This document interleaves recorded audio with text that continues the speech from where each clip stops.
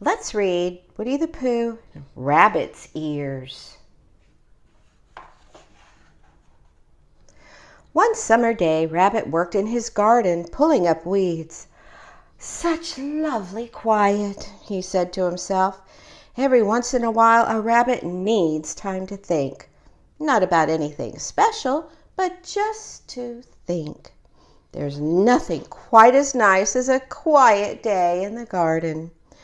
Rabbit sighed blissfully and tossed another weed into the pile.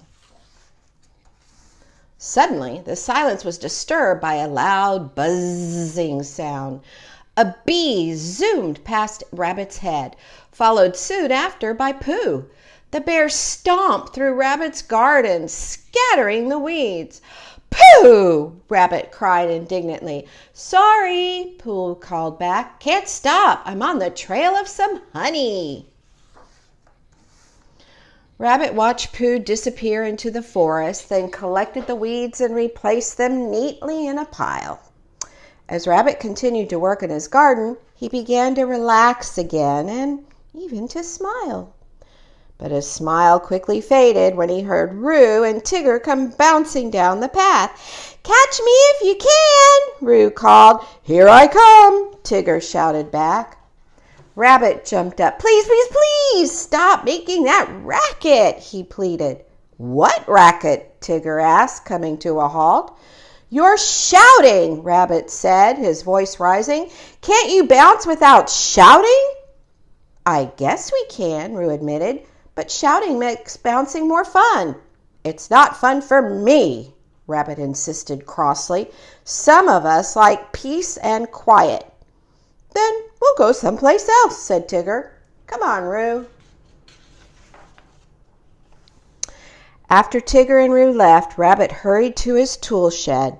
He found some wood and made a signboard. Then he took out his paint and paintbrush. And in big black letters, he painted the words "Quiet, no shouting, talking, etc., or bothering Rabbit."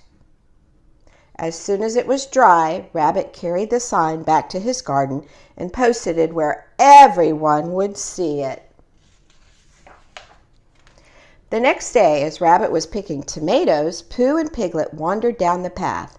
As they approached, Rabbit could hear them chatting excitedly.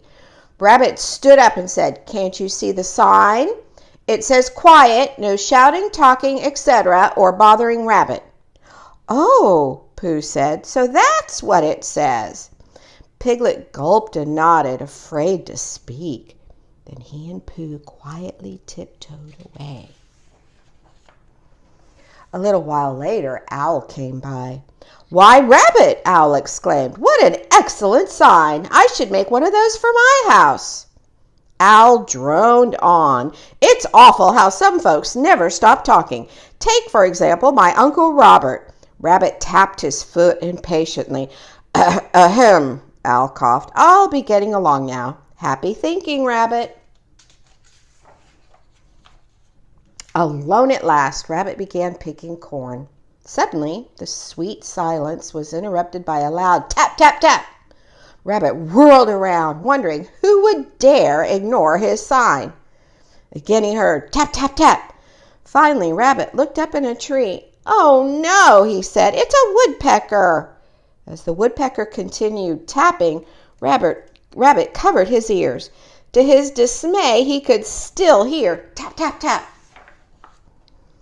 Rabbit ran back to his house and dug through his winter clothing. Then he found a pair of earmuffs. When he found a pair of earmuffs, he clamped them over his head, his ears, and said, "This should do the trick." But when Rabbit returned to his garden, he could still hear the woodpecker tapping away. The earmuffs were good for keeping out cold, but they were terrible at keeping out loud sounds. As Rabbit stood in his garden, Eeyore strolled by, crunching noisily on some thistle. When Eeyore stopped to stare at Rabbit's earmuffs, Rabbit said, "I can hear you crunching."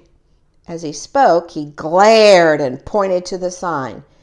Eeyore carefully read the words. He swallowed the thistle, then said, "I get the message. I won't bother you any longer. Nice seeing you anyway, Rabbit." After Eeyore left, Rabbit tore off his earmuffs and marched back inside. "I've had enough noise and bother for one day," he said. "I need a nice quiet nap." Rabbit stretched out on top of his bed, but just as he began to doze, he was rudely awakened by a chirping noise. Rabbit buried his head under his pillow. For a moment there was silence. Then he heard it again. Cricket, cricket. Rabbit jumped off the bed and began searching for the cricket. He finally saw it, but the cricket saw Rabbit first and leaped behind the chest of drawers. "Cricket, cricket," it called. "Now I'll never have peace and quiet," Rabbit moaned. "Perhaps Christopher Robin can help me." And so Rabbit hurried over to his friend's house. When the boy opened the door, he said, "Why, Rabbit, what's the matter?" Rabbit sputtered, "Talking, tapping, crunching, chirping. There's too much noise. I just can't think." Seeing Rabbit in such distress, Christopher Robin disappeared into the house. He returned with some cotton. "Try this," the boy said. Rabbit gratefully took 2 wads of cotton and put them in his ears. "Do they work?" Christopher Robin asked. "What?" said Rabbit. "Do they work?" the boy repeated. "I can't hear you," Rabbit cried. "Good," said Christopher Robin as he waved and closed the door. That night, Rabbit slept peacefully. With the cotton in his ears, he didn't hear a sound. He didn't hear the cricket chirping beside his bed. He didn't hear the birds singing in the morning. And he didn't hear the crows cawing in his garden. That afternoon, when Rabbit went outside to do his watering, he saw a terrible sight. Every last one of his corn cobs had been picked clean. "Crows!" Rabbit exclaimed. "If only I'd heard them, I could have shooed them away."